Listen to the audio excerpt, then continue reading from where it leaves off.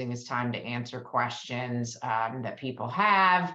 He's been around the block for a while, and he's probably going to be joining me on Roundtable quite a bit. So Jonathan, why don't you just do a quick intro just for people that don't know you?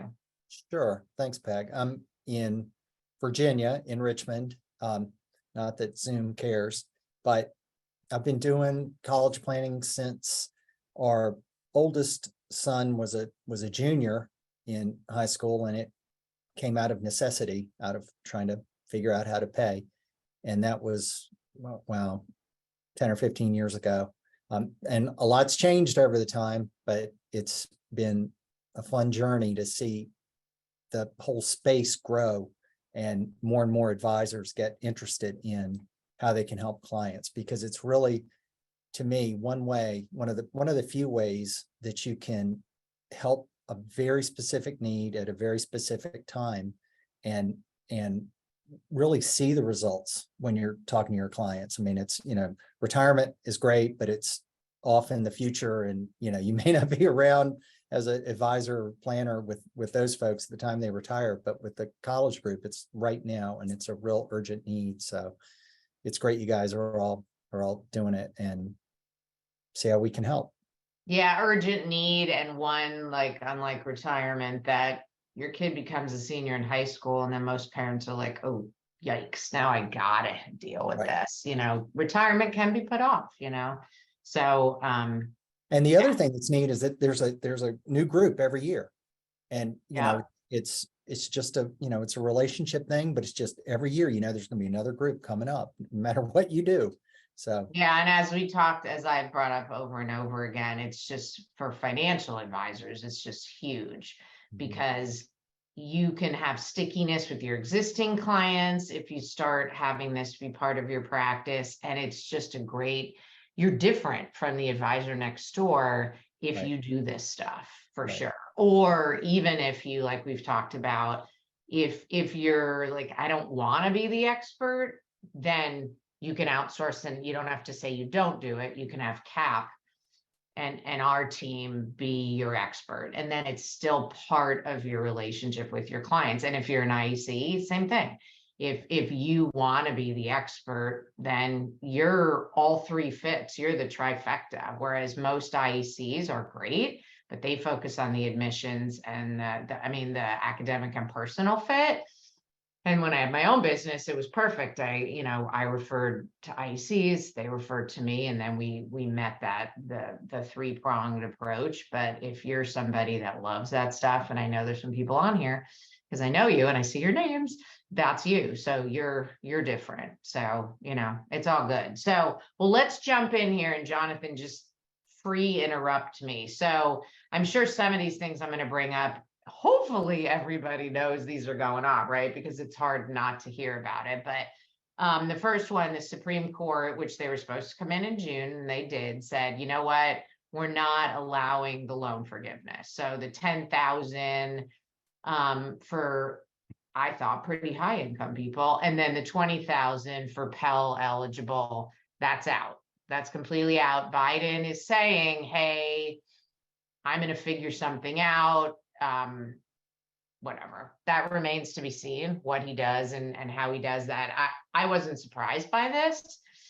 Seeing the court and some of the rulings, they're quite busy lately, very busy, the Supreme Court, more than I've ever seen them do stuff. But so that's that. They also came in with affirmative action and said that the schools cannot take that into account. So just some intel that we're getting from counselors and our experts that are behind the scenes is that the colleges are still going to want to take this into account, right? So they're going to have to follow the ruling, but schools forever have said, we have this holistic approach, that isn't new terminology. And so that will still be part of it. And I think even in the language of the bill, it mentions that this can be part of the student's story. So what I'm hearing from our people is that there's going to be coaching around talking about your story and your recommendations, and kind of it's very common that you kind of coach the people that are doing your recommendations and give them resumes and yada, yada. So they're not just doing it cold, but also essays so that the college is aware of this and then they can take it into account however they want to. And I do want to read, like Brian Ford, who's on our team, who's an admissions guy, he sent us a nice doc with a bunch of feedback from different schools. And I just want to read the one that this is what Bates put out in response to that. There was a big response, but I'm just going to read you the sentence. We will take this opportunity to do what we do best. Think creatively and experiment with new strategies consistent with the law that will allow us to continue to craft a class with diverse identities, life experiences, interests, and perspectives. And I think, and chime in here, Jonathan, but I think that's what these schools, that's how they're going to handle this. They still want to do it, and they're going to do it but still following the letter of the law. Do you have any comments on that, Jonathan? Thoughts? My only comment was that I thought that's what they were doing already. They claimed that they were doing this holistic and diverse approach and blah, blah, blah. And then they just went up in arms when they got told they couldn't use race as a direct kind of almost quota type system. And it makes you wonder how the process is going to change, because it's going to have to change some. I agree with you. They're going to still keep it in there but this also, the other thing is it doesn't really impact every school the same way.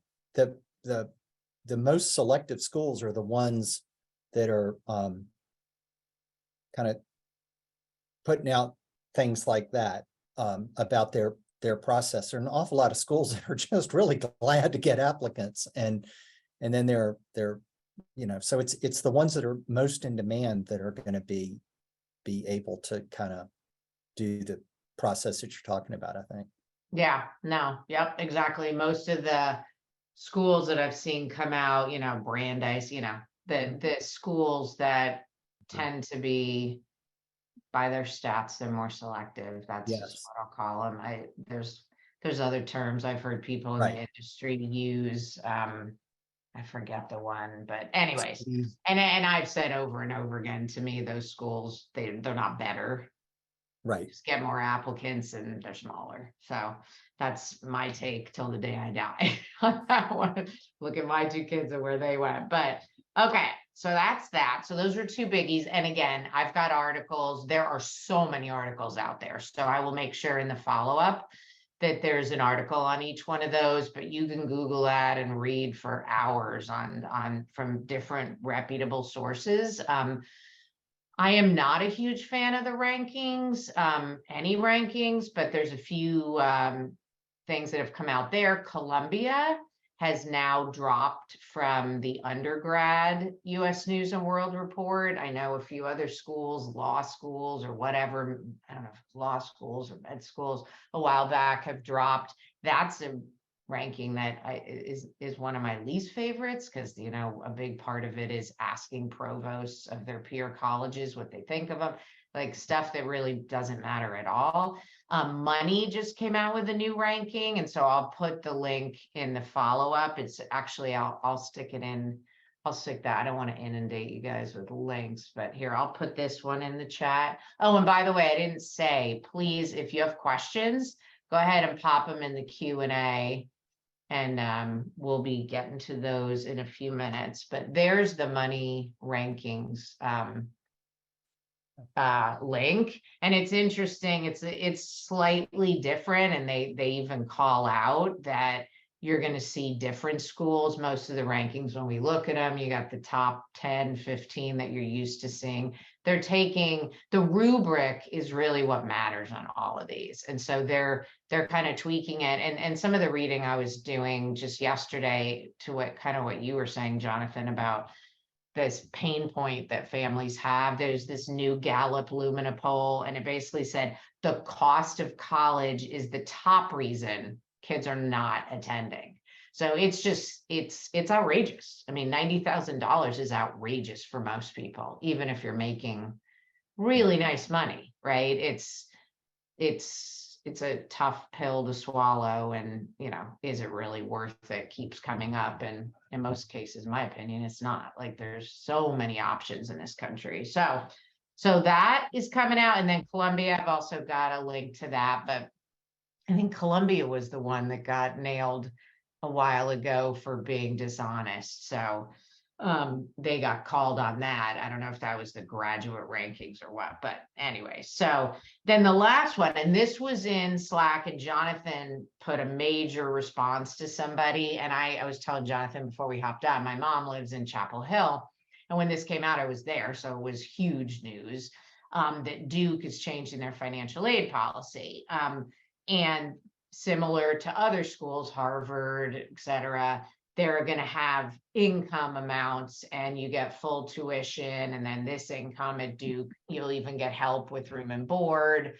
And my first thought, just because I'm in the industry, is what does that mean, right? It's not adjusted gross income. It's rarely adjusted gross income. And I'm not saying it's bad that Duke is doing this. It's a good thing. It's much better than not doing it.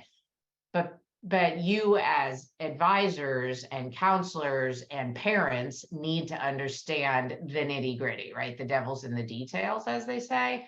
So basically, when they say income, they're talking about what they call total income. And that's more like the financial aid CSS profile income. So if there's pre-tax retirement contributions, those are included. If the family has a loss from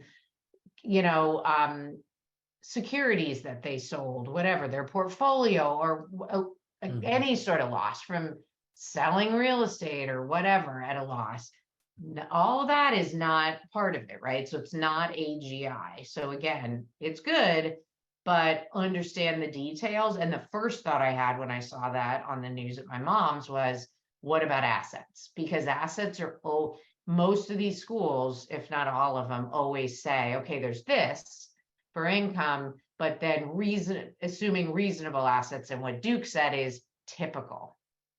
No idea what that means in Duke's mind. So if you make a certain amount of money, they're going to expect you to have a certain amount of assets, right? And if you have a bunch of assets, it might be like, well, yeah, you don't fit the bill then. So just all of those things are important. If you have a client walk in and say, oh my gosh, this is so great, I make under this, you can show up huge to say, all right, we got to get into the details of this. And just remember that whenever you see schools coming out with this stuff, because it's typical. It's typical that there are little footnotes to their statements. And Jonathan actually pasted it in the community, a whole bunch of this information. I think that's a great point, Peg, because there's so many times especially when you get into some of planning for some schools like this, where there's an imbalance between the income and the assets. And the assets will be greater, and it can be after a divorce, for example. It can be self-employed people, and they have more flexibility with what they're reporting. But if you're, when you have a lower income and they're going to expect a lower amount of assets, when your assets come in higher than that, it's really going to throw the formulas out of whack. So I would definitely be very tentative in quoting the news, but just, as you said, something to explore, something to delve into the details on, and hope that it works out. Yeah, exactly. It's all good, but just you can't Careful. You can't take things. Sorry, I got something in my throat. Yeah, you gotta kind of look at the details of everything. So, okay. So that is that. Those are kind of, and again, links to all of that will be in the follow-up. So you can do it. I just finished reading a book that I thought was amazing, and I think it's linked in certain interesting ways to college planning. The book, and here, I'll put it in the chat, but it'll also be in the follow-up. And some of you might have heard of this and read it. It's called The Coddling of the American Mind. And the authors, I'll just put their last names. It's OFF and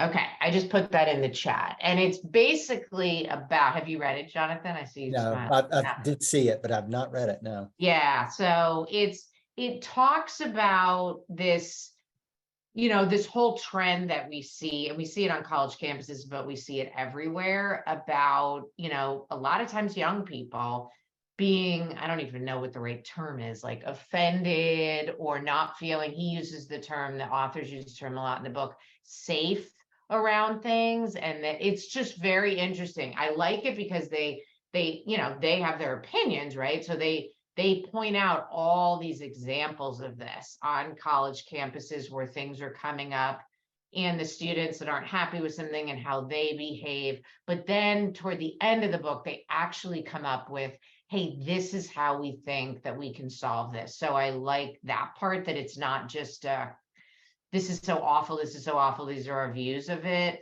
and with nothing. And so I think it's a good read, and if you're in this space, it's something to keep in mind. And also, if this doesn't fall into, it's not relevant for Jonathan and I because our kids are a little older, but if you're still raising kids, there's some chapters about, hey, how parenting might be playing a role in this, which I found very interesting. I'm definitely going to share with the CAP team because some of my colleagues have the younger ones that they're still raising. And so I think, yeah, somebody wrote in, great book. Yeah, Peter wrote in, it's an amazing book. So strongly recommend it. If you have time, to check it out. And I got out of the library, so it's not something that you have to buy if you don't want to. I'm a big library person. So, okay. So that's the book. I mentioned this before on the last roundtable, but I just want to make sure everybody hears it. If you have anything with the software going on, so if you're in the, let me share my screen real quick here. If you're in the software, and up here along the top, there's this, sorry, I got my Zoom stuff in the way that you guys don't see, this help button, right? If you click that, first of all, you want to click it if you have issues with the software, technical issues. Oh, I see a cost of attendance I don't think is right. Not, oh, I have a question about how to handle a client. That kind of stuff, you're going to want to book an hour with one of us to talk through, which pretty soon, Jonathan's going to be on that list, and he's an amazing person to talk to. Will be worth every penny of that. So, but I want people to know that that's what you use, that when you click on that, that's what you want to be doing. But also, if you don't get a response, like within 2 business days, definitely write info@collegeaidpro.com. I think we've fixed the problem, but I had a couple advisors write me and say, hey, Peg, I put in this question weeks ago and I haven't heard. They were going into some sort of spam folder, and now we've fixed it. And I just tested it this morning, and immediately Anne Marie, who's one of our superstar support people, I got an email and she immediately responded. So I think it's fixed. But if you don't, we are very responsive a week, right? If you write on a Friday night, then wait till Monday. But if you don't hear a response, definitely write into info@collegeaidpro.com and just say, hey, please share that, because that means something's still funky with the technology, but I don't think that'll happen. But we are very intentional about being very responsive to stuff that we get from parents and advisors, everybody that's in the CAP community. So just wanted to call that out. And then now let's talk about college planning for a minute. So what time of year are we in? We are basically for your clients or families that have seniors that are just graduated. They're getting ready to go to college, obviously, right? So what's on parents or your clients' minds is, okay, we made the decision. Hopefully they made it, knowing it's affordable. But the next step is, okay, so let's get into the weeds on how we're going to actually do this. Are we going to use how much 529 if we have it? Do we have a whatever Microsoft grants earmarked, whatever the strategy is? And if loans come into it, now is the time to like, what are the loan options? What should we be doing? All of that stuff. And Matt and I just did a webinar last week on it. So hopefully you were on there. If you were not, and you registered, you should have gotten the recording, but you I didn't check this morning, but on our Vimeo channel, that's probably up there already. But if not, you can write into info@collegeaidpro.com and ask for the recording, because we got in the weeds on all the different types of loans, really good overview of all of that. So that's the stage that they're in.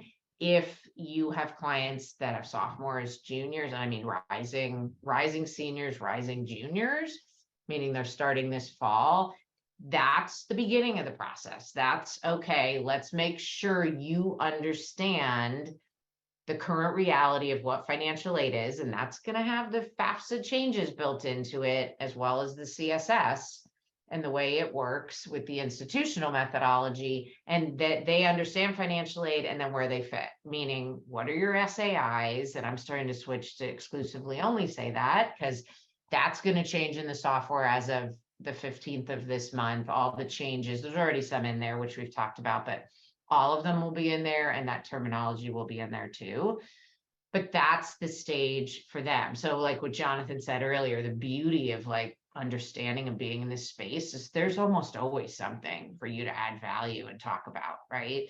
And so that's kind of where we're at for people that are new to this. And then the last thing I'll talk about, and then if Jonathan wants to share anything, and I don't see any questions, so don't be shy, guys, put in your questions, but we'll address anything that you got. But is our change in pricing? And I know we're kind of just sharing this in every avenue when we're talking to you. So the first thing is existing CAP advisors. I know there's a lot of you on here. Nothing is changing. So what I'm sharing, don't all of a sudden say, oh, that's way more expensive. We are making some changes deliberately to try and support you. But for existing advisors, whatever you're paying, nothing changes. Okay. Starting on July 15th, if you are thinking about joining the CAP community, and Matt and I got into this on the webinar about the different options. If you are pretty resigned, like I want to be an expert, I'm already doing this, or I love this and I want to do that deep dive, the pricing is going to be $249 a month starting on the 15th, or $1,500 for the year. And the reason we're doing this is we don't want people just dabbling. You want to be intentional and really say, I'm going to do this, because we're not supporting you. We've seen this through the years. If you get a free trial, and then most people, they don't have time to use it and they want more free trial, or they try it and they don't have time. So we want people that really want to do this, right? And I think this ends up helping you in the long run as well. So $249 a month, which is a lot more than the current price, or $1,500 for the year. And so that gets you access to the software. You will pay up front. And if you are familiar with the College Money Report, we call it CMR, that includes the CMR. So it's $1,500 for the access to what we call Advisor Workstation, but it's CAP, right? It's the CAP Advisor software plus CMR. So if you're thinking about doing that, you want to do some thinking over the next few weeks, and if depending on what you want to do, it might make sense to flip the switch before then, so that you get the existing pricing if you want to go into the software. And then if you're understanding, I hear you and Jonathan, and I understand this is valuable, but I'm in that camp, which honestly most advisors are, of I don't want this new expertise. I'm good at what I'm good at, but I need this to be part of my practice. Then you can outsource to us. And we have different ways to do that. And I don't even like the word outsource, because you can market it that like CAP's my partner in this, just like you would send your clients to an estate attorney or a CPA if you don't do that in-house. It's the same exact thing. And I would argue, and I'm sure Jonathan will agree, it's just as important as getting good legal advice and having good tax advice, because this is just such a big, it's a big chunk of change, and people don't have as big families as they used to, but if you have 2-3 kids, it's a big deal with one, but it's, Jonathan's got 2, I've got 2, it's a big deal. Yeah, could you repeat that? Yeah, it's $1,500 for the year, and that will include access to CAP and the CMR. So that's the price. starting on the 15th. Okay. All right. So that's that. I think that's all. Not that that's all. Took a while here to go through all that, but that's what I had to share. Do we have, you guys are being really shy today. Jonathan is here, the superstar. Ask Nobody away. has any, maybe there was too much partying on 4th of July, staying up late with the fireworks. People are tired. So nobody has any questions. You have anything you want to share, Jonathan?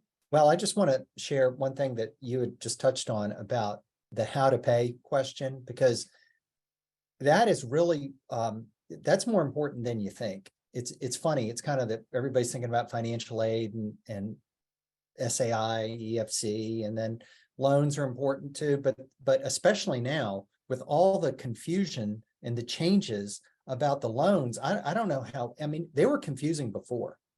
And now it's so confusing that I don't know how anybody feels like they have a good handle on what to expect. And should you take out a loan? Will it get forgiven? What about private loans? I mean, the stuff like Peg was talking about, Biden's going to put something together and do something. Well, that just, every time you see that, it said only for certain types of loans. Well, that means throw out every private loan in the world along with some others, some of the other federal loans. But I mean, that sort of thing, you just don't have any way of having a good handle on it unless you have somebody who can kind of guide you through it. If you're a parent, that's what I mean here. So when it comes to the how to pay, it matters, and it's going to matter in the financial aid and the future years of your child's college experience, and as you're going through it each year, redoing the FAFSA and coming up with new numbers, and how are things going to get impacted when the sibling discount goes away. And those kinds of questions are huge. But I think the how to pay one for senior parents right now is it's not too complicated. The webinar is fantastic on just going through it. It's just kind of in order, and you can provide a real service just in terms of like hand holding and guidance, and here's somebody who's helping me through this, as because you don't want to make a mistake. And invoices are coming out soon, and what do? One of the things that I always like telling parents to consider are the tuition payment plans that schools have, because you have to look at the details, but they can be, a great way to just spread out the payments over the semester. Usually each semester can be divided into 4 payments or 5 payments sometimes. And the payments will start sooner. And if you join a little bit late, you have to catch up. But generally speaking, there's no interest. There's just maybe a nominal fee to join at some schools. There's no fee at all. You tell them things like, don't plan on using a credit card. There so many families are just like, okay, well, I'm going to get down there, I'm going to put on a credit card. No, you're not.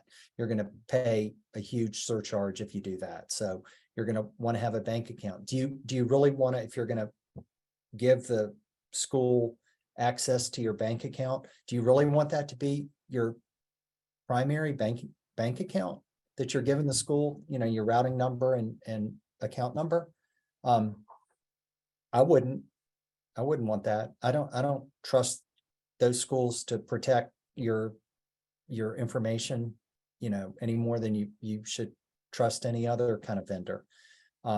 So they're just things like that you can give them ideas and suggestions that really go a long way, I think. Yeah, no, I've been, ever since COVID, I've been recommending them, because I never, you never knew in the middle of COVID if kids are going to get sent home. And I'm like, you don't want to pay all the room and board up front if your kid gets sent home. Then you got to argue with the school. But yeah, it's a good, there's usually an enrollment fee, and that's usually it. I don't know about you, John, but you references. I've not seen a school, but I've not looked at every school's plans, obviously, that, like if you pay your car insurance like that, you're paying more.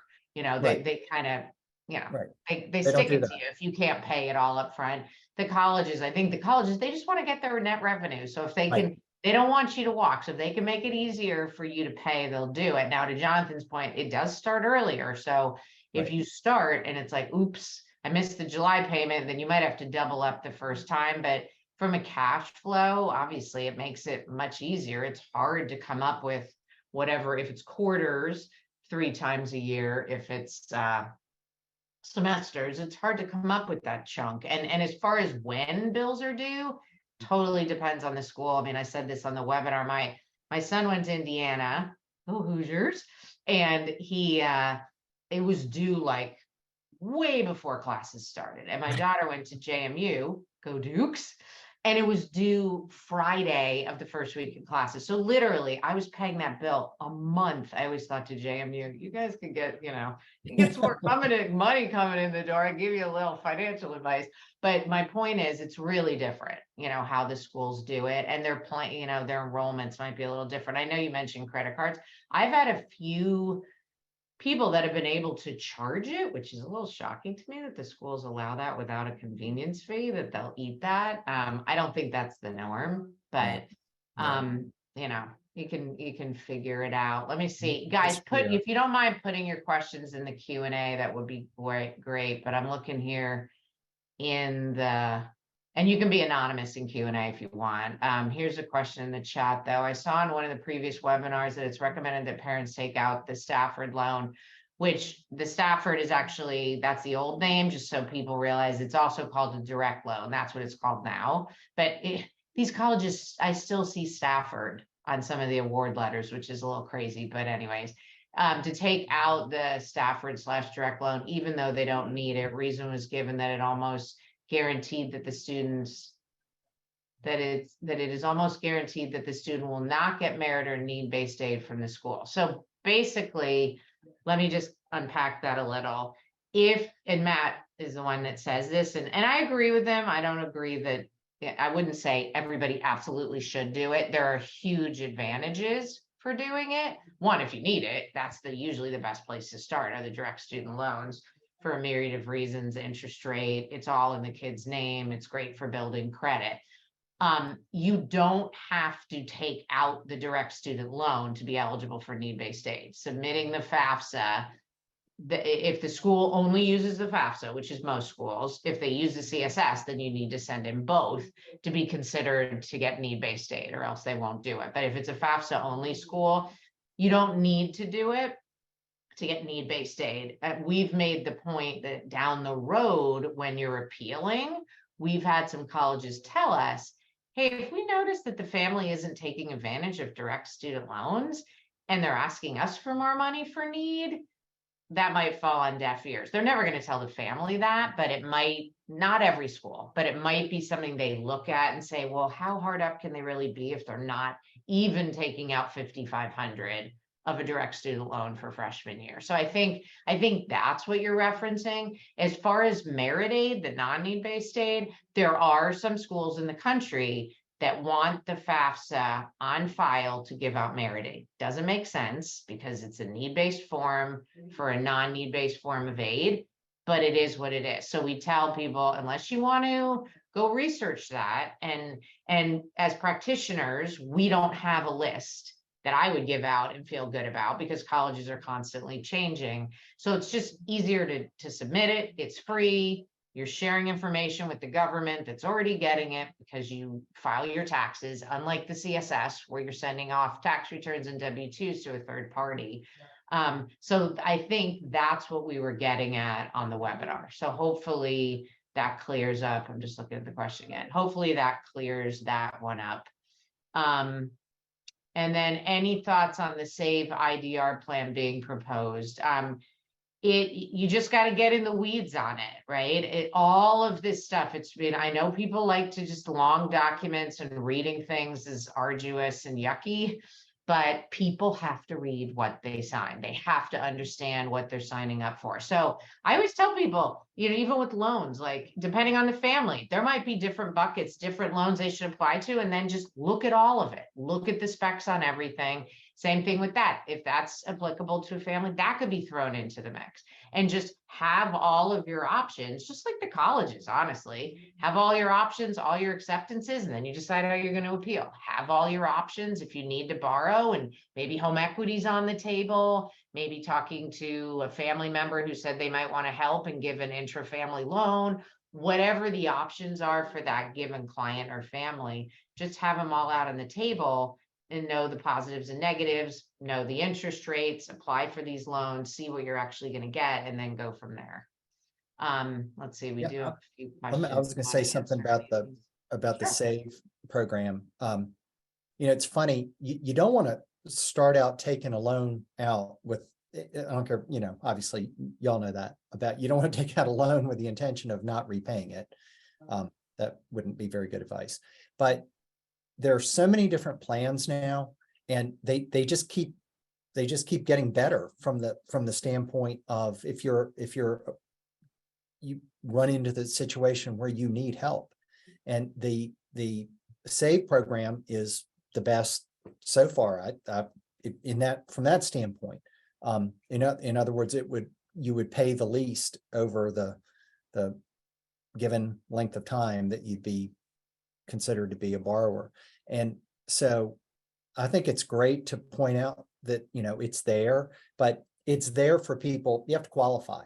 And like with all these programs, you're like, okay, well, I'm going to get some income driven repayment plan. Well, if you've only borrowed 27,000, you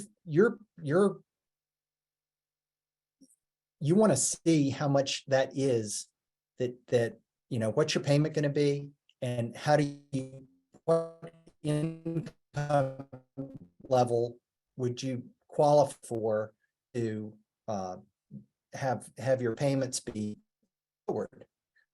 Because most people are thinking they're going to college to get a degree, to get a good job they're going to make more money than they're going to qualify for income-driven repayment plans. So it's good to have those discussions, but I'll tell you, as a financial person, the loan piece is just a very stressful thing later in life for the college graduates. And that's a great way for I think for the advisors to stay in touch with the families after school. How can we continue to help you? And that it's kind of an off ramp after going through the whole financial aid thing. And you've got a real good opportunity to help them through the student loan questions.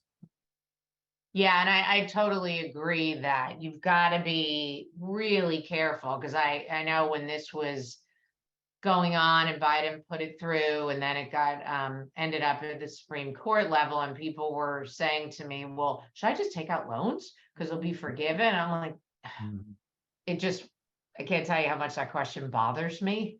But no, and I've seen interviews with students, and I feel badly for them, but it was not a good mistake to make, where they're like, oh, well, I did this and that, and now they've spent money that they now need to pay their loans. And I know that the intent was, hey, they can become more part of the economy and contribute to GDP, and that was part of the thinking, and help them get out of all this debt. But it's not a done deal until it's a done deal, and with everything in life, right? And this especially. So I don't, when you're helping, when my party line has been throughout, needs to be affordable.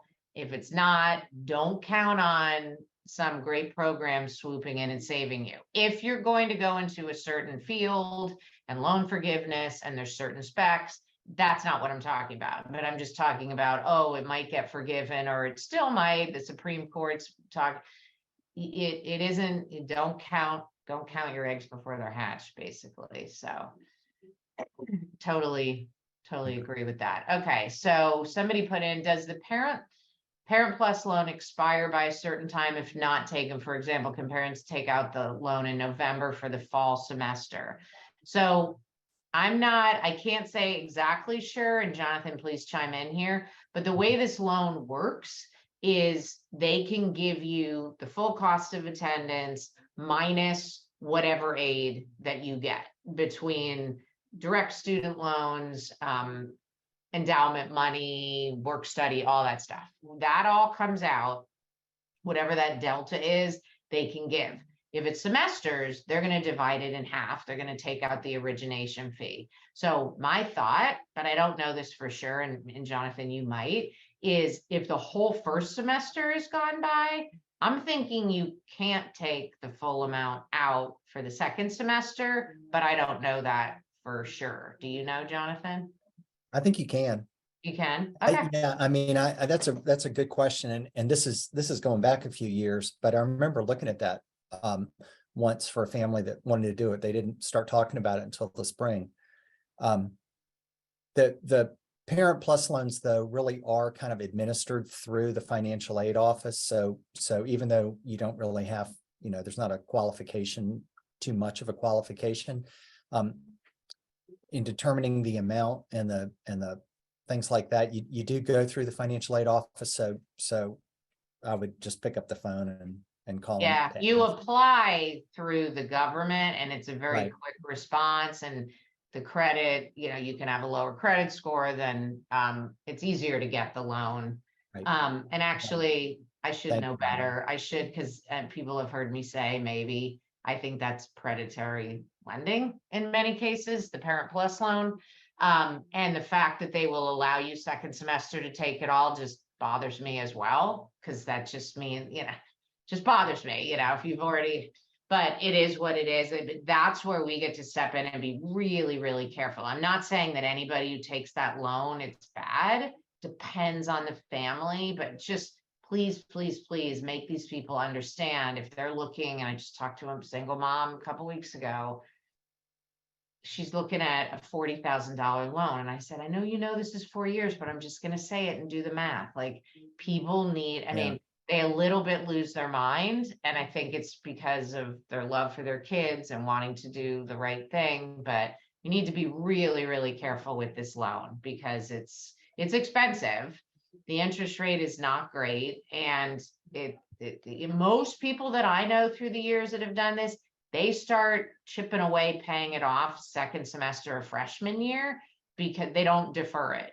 And so some people can't even fathom doing that. So that's another thing to keep in mind. If I have to defer this till 6 months after graduation, like to your point earlier about something else, like think about what are those interests, what are my payments going to be just on this first year? Forget about doing it, because every year it's a new instance of a new Parent Plus loan, if that's how you're doing it. So what is this going to look like? Am I going to even be able to think about retiring? Am I going to even be able to make these payments? Because the thing with the parent loan too is, even if you do a little handshake or hug agreement with the kid, it is never going to be that student's responsibility to pay that off. They are not on that loan in any way, shape, or form. So, and if there's a divorced family and they're deciding they're going to do it together, nope, who's ever on that loan, that's the person who's responsible. And believe me, they will dock Social Security.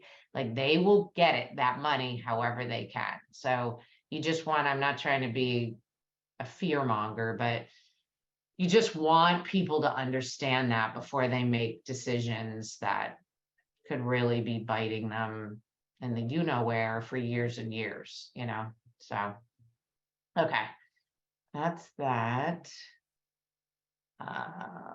Okay, does it make sense to wait to use 9 months of VA bill benefits until year 3 or 4 when tuition costs may be higher? So do you know a lot about the VA bill, Jonathan? I always have to, I don't do much with the VA bill. So Yeah, so I usually have to look it up. look it Yeah, up. and When, so, and yeah, and honestly, we're trying to find somebody on our to get onto our team that's an expert in this area, so that we can speak to it more than just, oh, I gotta go look that up and answer. So, but yeah, that's neither one of us can tell you that in that level. well, I think, yeah, I mean, I think in general, the answer to the question is it's going to be worth more, and it's kind of like one of those private college 529s that is, it's like for a year of school, or like a tuition certificate kind of thing. So does it make more sense to to use it later. Well, it is going to, if it's just a 50-50 choice, then yes, it would make more sense, I think, to wait. But, and pay the other part now, but how much is tuition going to go up? What, would depend on the school. If it's a more expensive school, it might be going up 3% a year. Colleges are just kind of getting to now, they're the last ones to the boat about, inflation, because they couldn't get away with it last year. And now it's been a whole year of, well, we've had to increase our pay and, salaries and everything. And part of that's true. So there's a lot of pressure to raise tuition in right at the time when it's, it hurts the most. So I do think you might make more sense to wait, but if you need it now, I would, wouldn't let it get in the way just for that. It's not. Well, and yeah, that's kind of dependent on the specific family situation, because if you're going to have to take out expensive loans to wait on that, Right. then you as the advisor can step in and say, okay, what's our cost for that? And kind of not make a decision in a silo, look at all the ramifications. Right. Which is valid across the board when you're making any decisions. Financial aid shouldn't be the lead, and then people do things that don't make sense from a tax standpoint or whatever. So I think that family situation plays a big part in that as well. I agree. So, but that's just making me think even more, because I know some people out there that's all they do is VA stuff. And actually we have somebody on our team who's been through it personally. And I usually ping her on some of that stuff, but yeah, so I think we address that. All right, so a couple people wrote in, which is great. And just to reiterate again, like the community, we've always, when we started this with advisors exclusively, like the community, we have people that are really good at what they do on this webinar and in this community. So please don't be shy. If you haven't joined the Slack, the new Slack community, please do. That's what it's for. Put in these questions between roundtables, and there could be somebody on there will be, I'm telling you, that knows a lot and might know a lot about that space, right? And the minute I see that, I will be reaching out to them to help us, right? So no, there's no big egos at CAP, right? We're all trying to be valuable in our own way. So, a couple people wrote in here, I worked for years in financial aid and higher ed. You can borrow in spring for the full year if you did not borrow for fall. Somebody else put in, you can take the full loan after fall semester. The school just backdates the loan period. So there you go. Right. So if you had that question tomorrow, you don't need to wait for the next roundtable, put it in the community. If Jonathan and I know the answer, of course, we're going to chime in. But there's other people that have had, even if it's not their sweet spot, they might have just had a family that they had to dig in the weeds on to figure it out. Right. So it's a really valuable resource. The community is my point. All right. I think That's we great. got. Thank you. Yeah, we got everything over there. So anything else? It's about 10 of, or a little bit before 10 of, but if we don't have anything else, we can give everybody that 8 minutes back before they have to jump on whatever their next meeting is. So again, the next, I don't know if I have my calendar. I closed all my windows here so that the next roundtable will be, like I said, the first Wednesday. So let me just give you the exact date. So that's August 2nd. And I definitely won't be on there because I will be on vacation that week. So we will figure that one out. But that will be the next roundtable. In the meantime, put your questions in the community. And like I said earlier, if you've got questions or thoughts about numbers in CAP, sometimes when we do updates, one thing messes up another thing. So if you notice, like sometimes people write in and say, hey, this is showing out-of-state tuition for an in-state. Usually that's because something else got updated. So it's super valuable for everyone in the community to share that with us. So that's info. Just send that to info@collegeaidpro.com, or you can hit that help and that will come into our support desk. And like I said earlier, they'll be very responsive. How do you provide private lending advice? I tell people there's different sources. Obviously, there's plenty of lenders out there. It's really figuring out, there's different, like, kind of, and Jonathan, you can chime in here too, because you're doing this more actively one-on-one than I am now. But there, in our consumer product, we have a link where you can put in a school, and we have a partner. Just have to see if that should be on the CAP side. I don't know if that link is on the CAP side, where you can put in like James Madison is it over there on that side, Jonathan? You can put in James Madison University and then hit view loans, and it'll give the servicers that are working with JMU. And then, I mean, the downside of private loans is they'll give a range. So the family has to apply to really know what interest rate they're going to be offered. And the range is usually pretty big, right? So it's almost meaningless because it's so wide, the range. So they're going to have to apply and go from there. Is that link, do you know what I'm talking about, Jonathan? Have you seen it in CAP? I thought you meant the private student loan link. Yeah. Yeah, that is in there. But it takes you to like Sally Mae to look at what private lenders are offering, which is fine. It's kind of a landing page.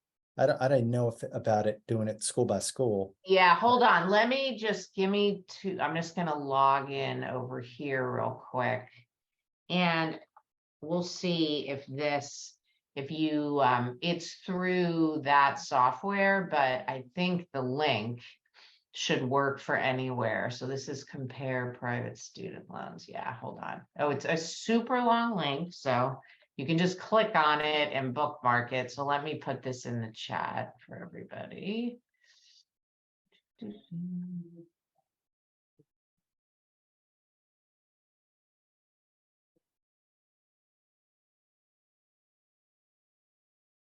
All right, so if you just click on that super long link, should open up in a new tab, and you could just bookmark it. And what that does, I can share my screen really quick here. What it does is it takes you here, and then you can just, like I said, you can just type in the school and then click on that and click view loans. And then these are all the servicers: College Ave, Sally Mae, SoFi. And then you can view rates. But again, you're going to get ranges until the family actually does it. Applies. But what's nice here is there's a lot of specs on these loans that you can kind of look at. And again, they still need to read the fine print, because you want to make sure if some of these are really, a great perk for your client, just make sure you actually see that in the loan document. But there's some nice, this is a pretty common one, 25 basis points if you have automatic debit. Automatic debit is nice because it's automatic, right?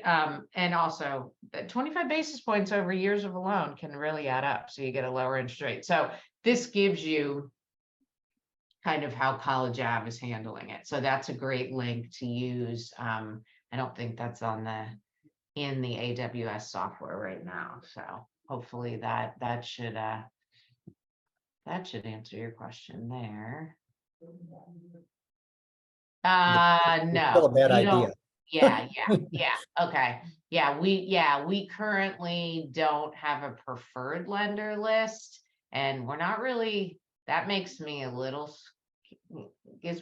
bit of, because then we'd really have to be in the weeds with these lenders, and are their practices really good? I mean, there's a lot of bad press out there about some of them. So I'd be really hesitant, unless I had like done it personally with my kids recently, to say, hey, this was great customer service, this, that, and the other thing.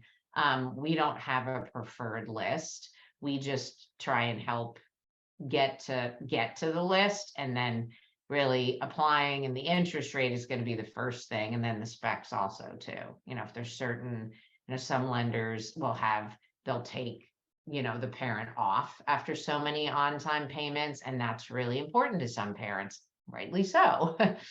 So as we said in our webinar, it really depends what matters to your clients or your families, because some people are like, I don't want anything in my name. So that's a big deal. If they can have it in their name and then it's gone, they would never want the Parent Plus loan. So some people don't have good credit. So there's certain things that are off the table. So it really depends on the family, but no, we don't.